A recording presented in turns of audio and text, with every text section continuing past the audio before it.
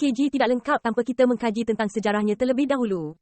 Asas permulaan untuk membina warga negara global ini muncul bila kita melihat tentang zaman gelap Dark Ages yang berlaku di Eropah dan Barat di mana berlakunya peristiwa yang menyebabkan terjadinya dua perkara utama, iaitu peperangan dan penjajahan.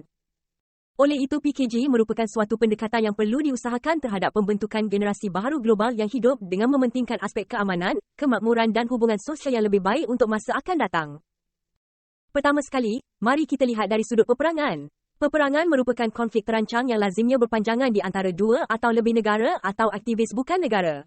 Perang merupakan perbalahan menggunakan senjata sehingga membunuh antara sesama umat, merosakkan sosial dan memusnahkan ekonomi.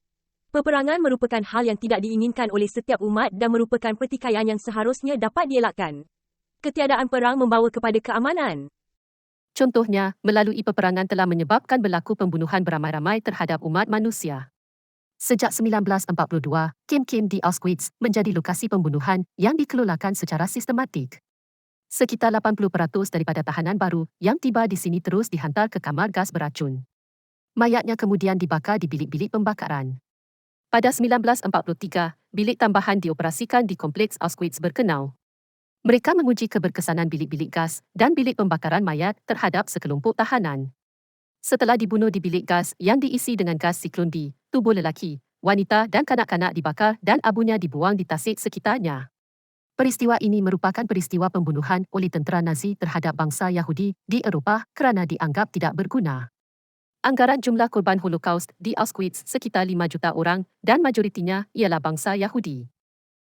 Selain itu, terdapat juga peristiwa pengeboman Hiroshima dan Nagasaki di Jepun pada pertengahan tahun 1940-an dahulu yang masih terpahat di ingatan ramai, terutama kalangan mereka yang turut terkesan dan terpalit dalam kerakusan manusia mengejar kuasa. Malah peristiwa itu membawa pengajaran hebat tentang keburukan penggunaan senjata pemusnah besar-besaran untuk tujuan peperangan. Peristiwa pengeboman Hiroshima dan Nagasaki merupakan antara peristiwa bersejarah menyayat hati yang kita pernah pelajari ketika zaman sekolah.